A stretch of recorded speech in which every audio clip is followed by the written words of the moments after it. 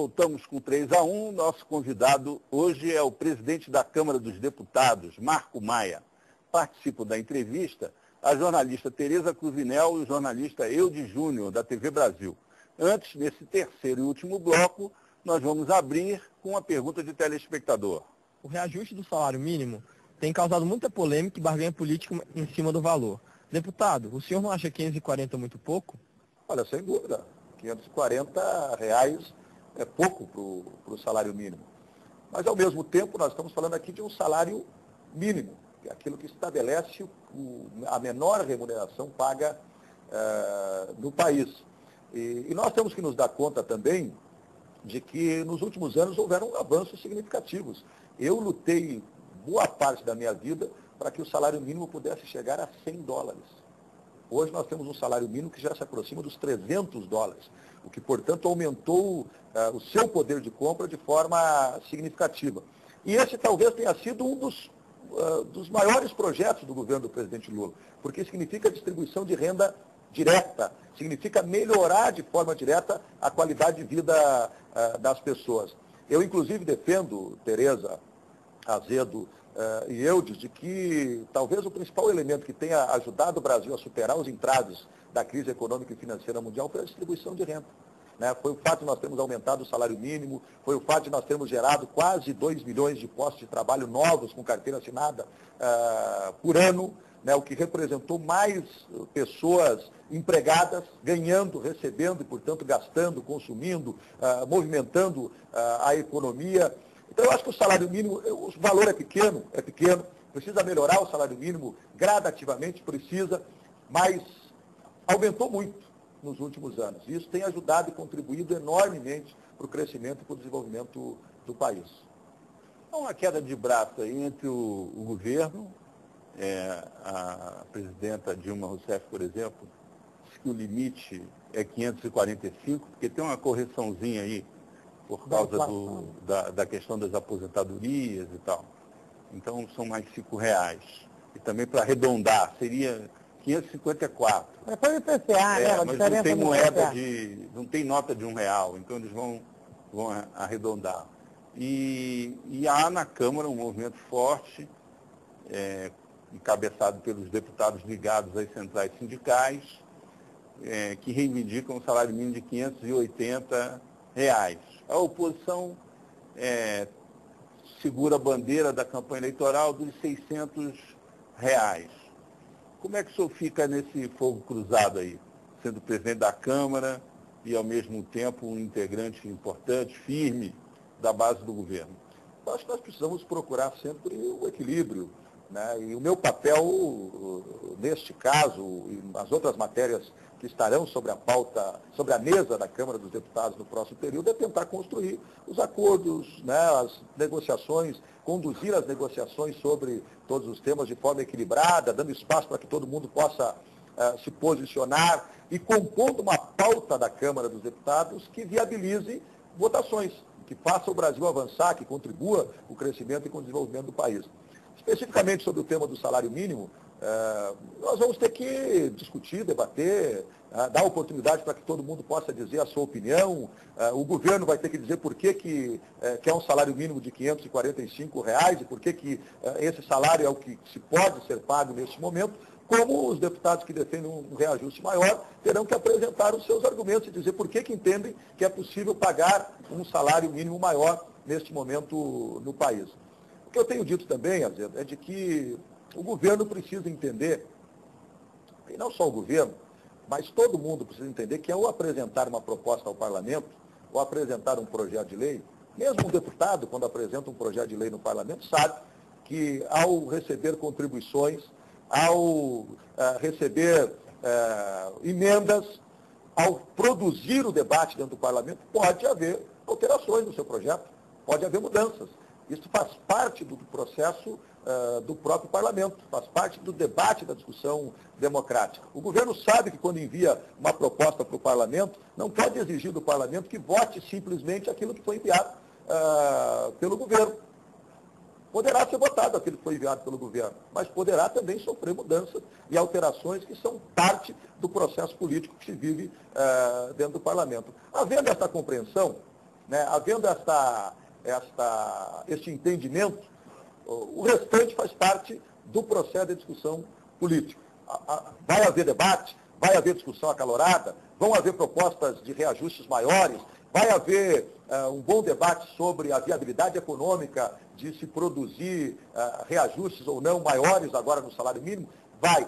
O que eu espero é que a Câmara possa produzir um resultado nesse tema que dialogue com o interesse da sociedade, que é ter um salário maior e, ao mesmo tempo, com o equilíbrio das contas públicas que permita o pagamento desse salário sem sobressaltos à economia brasileira. Deputado, é muito frequente, o senhor parlamentar experiente sabe disso, é muito frequente a situação seguinte: a Câmara aprova uma medida, vamos supor, mais avançada do que o governo. A Câmara costuma andar um passo à frente do governo, essa que é a verdade. O presidente vai lá, mete a caneta e veta. Esses vetos, teoricamente, serão apreciados pelo Congresso. Pelas votações, normalmente, eles até cairiam, tamanha a maioria formada para aprovar os vetos. Só que eles nunca são votados. É matéria, vamos dizer assim, vencida por decurso de prazo. É um assunto que já não tem mais o mesmo impacto social, financeiro. Nesses 2 últimos anos, Azedo, sob orientação do presidente José Sarney, presidente do Congresso Nacional, por ter a presidência do Senado, nós votamos muitos vetos. Nós quase limpamos a pauta de vetos que estavam sobre a mesa do Congresso Nacional. É óbvio que tem vetos que são mais polêmicos, e são vetos que são menos polêmicos. O aumento do salário mínimo. Vetos menos polêmicos.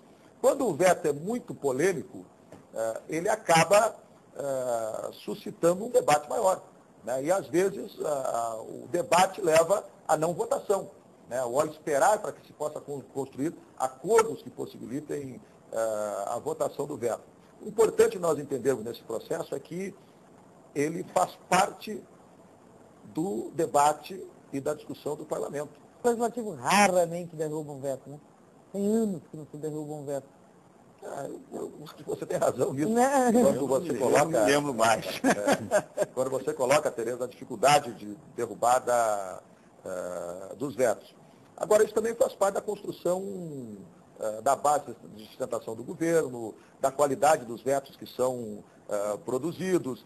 Muitas vezes, o governo, ao produzir um veto, ele automaticamente manda outro projeto para o Congresso com uma proposta que já pressupõe certo acordo, você negocia o veto, né? Vem uma proposta que não é o veto, mas é melhor para a negociação. Muitas vezes o Congresso aprova, fala, mas a base do governo, o líder do governo pede o veto, já se encomendou o veto, né? Mas eu acho que faz parte do processo legislativo. Há uma certa reverência ao Poder Executivo, que no presidencialismo também é normal, faz parte do jogo. Nós já votamos muitas matérias no Congresso que não dialogavam com pautas do Executivo. O governo mas tem o veto. A base manda um recado para o governo. Mas tem o faz veto. parte do processo legislativo. Está querendo fazer mas deixa eu concluir isso aqui. O veto é um aspecto, né? Assim, de não derrubar nunca o veto, a reverência ao presidente.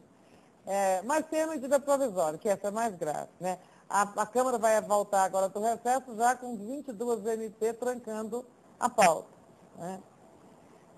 Embora o senhor seja um presidente da Câmara afiliado ao partido da Presidenta da República, o senhor já mencionou aqui no programa alguma disposição para discutir ou colocar as medidas provisórias num patamar que, digamos, cerceie menos a liberdade legislativa do Congresso, né? Como é que o senhor pensa conduzir? Essa discussão é antivelha, mas sempre volta, né?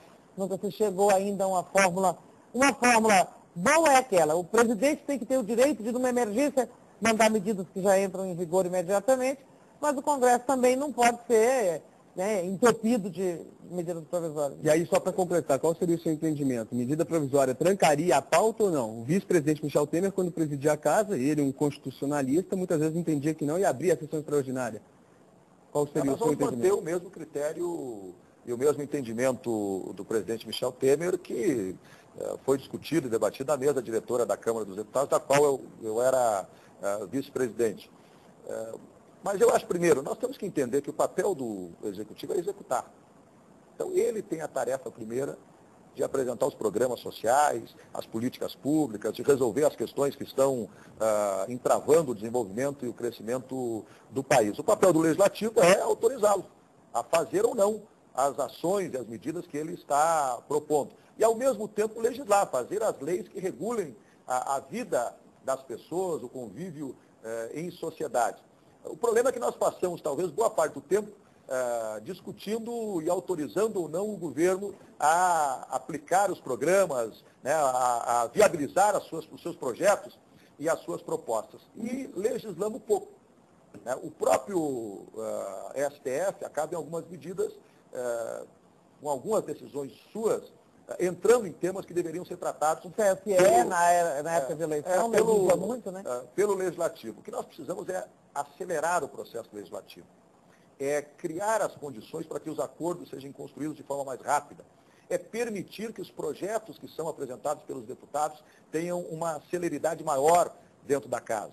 É construir a cultura de que o legislativo precisa exercer o seu papel legislador de forma mais atuante, de forma mais efetiva. Não é uma tarefa fácil. Nós vamos ter que criar cultura, talvez mexer no regimento interno da casa para dar mais celeridade nas votações e, principalmente, dialogar com o Executivo para que ele mande os projetos ou as medidas provisórias para casa, alicerçado numa visão daquilo que é estritamente necessário para aquele momento, para aquela realidade ou para aquele programa social que o governo está pensando em efetivar. Então, aqui precisa ter muito diálogo, precisa ter muita discussão, muita conversa, e eu quero patrocinar esse diálogo, essa conversa, essa discussão, para permitir que efetivamente se possa avançar no trabalho legislativo e no papel que os deputados devem cumprir dentro da sociedade brasileira. Deputado, você não acha também